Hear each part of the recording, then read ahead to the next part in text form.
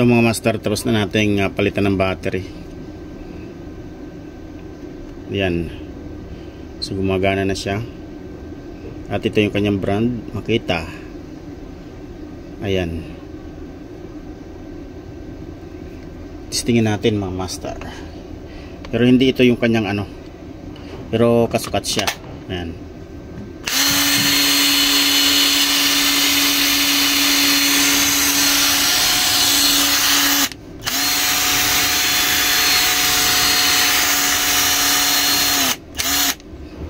Ayos. Ayan.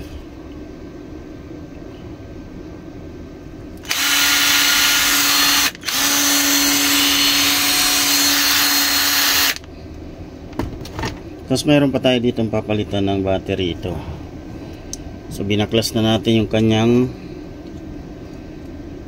BMS kasi papalitan na natin tong battery nito. Yan, binabaklas ko na mga master. Hinalawang na. Yan. So bali ang laman nito ay 15 pieces. Ayan.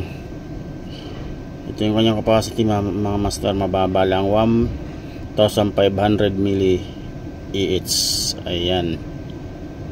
So yung ipapalit natin mga master ay 2.6 mAh. Kuha tayo ng isang battery. Ayan.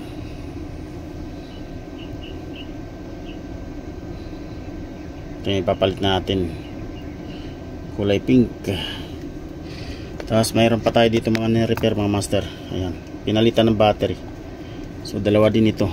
Iba't iba may mga may-ari nito. Okay na ito mga master. Tapos na itong mapalitan ng battery. At mayroon pa din isa dito mga master. Ayan. Ayan. Pinalitan na rin to ng battery mga master. Okay. Marami tayong customer. So ito, goods na rin ito. Original yung kanyang battery mga master. Kaya yung battery nito mga master ay ayaw na mag-charge, so mahina na. Pinalitan din natin ng ganito. Ayan. Original kasi ito yung ano nya, BMS.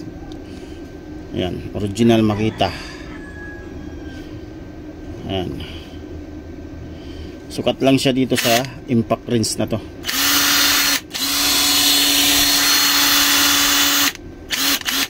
Ayan.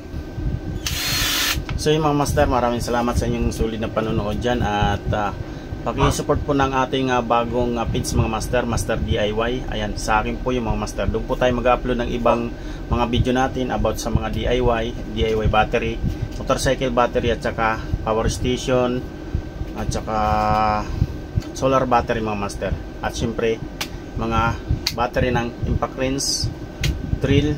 Ayan, magpapalit tayo ng mga battery kapag mahina na yung battery ng inyong mga drill mga master.